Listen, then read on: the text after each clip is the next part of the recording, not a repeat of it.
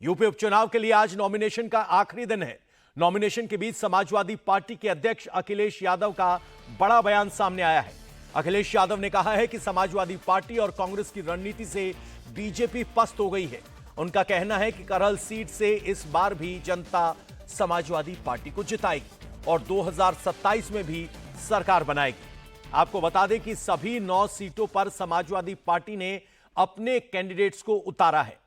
उधर मायावती की बीएसपी ने भी सभी 9 सीट पर अपने उम्मीदवार उतारे हैं, यानी मुकाबला त्रिकोणीय हो गया है। सेमीफाइनल फाइट में एक तरफ जहां सीएम योगी की प्रतिष्ठा दांव पर है, तो वहीं अखिलेश की पीडीए का भी लिटमस टेस्ट होना है। लोकसभा के बाद अखिलेश का पीडीए चलेगा और मायावती का हाथी फिर से उठेगा या नहीं, यह भी इसी उपचुनाव से तय होगा। करहल की जनता न केवल इस चुनाव में बल्कि 27 के चुनाव में जब सरकार बननी है, सरकार के चुनाव में भी ऐसा परिणाम आएगा और ऐतिहासिक परिणाम तेज प्रताप जी के पक्ष में आने जा रहा है। जहां ऐतिहासिक परिणाम समाजवादी पार्टी के पक्ष में होगा, वहीं हार का ऐतिहासिक परिणाम भी भारतीय जनता पार्टी के पक्ष में आएगा। ये भारतीय जनता पार्टी वाले हवा बहुत बनाते हैं। याद कीजिए लोकसभा के चुनाव में क्या हवा बना रहे थे, और भारतीय जनता पार्टी के लोगों ने इतनी बदतमीजी की थी। आपको याद होगा कितनी बदतमीजी की थी इन्होंने, कितना गलत संदेश देने का काम इनसे और कोशिश की थी इन्होंने।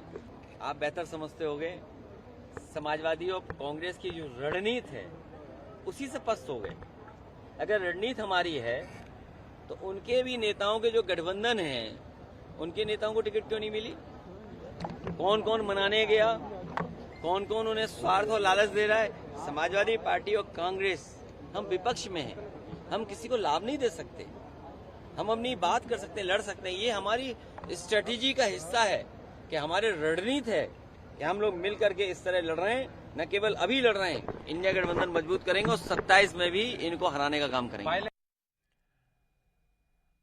अखिलेश यादव कह रहे हैं कि कांग्रेस और बीजेपी की रणनीति से, कांग्रेस और समाजवादी पार्टी की रणनीति से बीजेपी पस्त हो गई है, लेकिन बीजेपी इसे लेकर कांग्रेस पर तंज कस रही है, क्योंकि कांग्रेस पार्टी उपचुनाव नहीं लड़ने का फैसला कर चुकी है।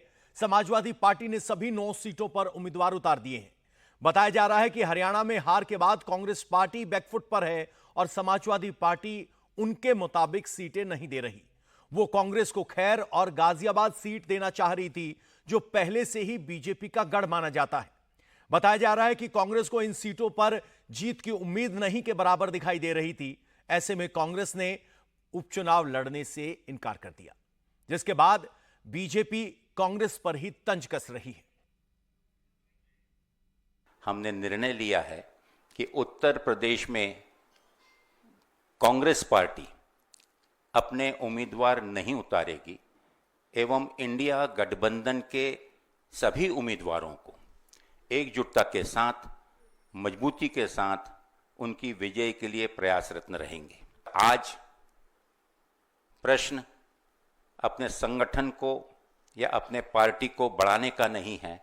कोई भी स्थिति में भारतीय जनता पार्टी के उम्मीदवारों को कड़ी शिकस्त हमें देनी है, ताकि आने वाले 2027 के चुनाव पर इसका एक सकारात्मक परिणाम हो।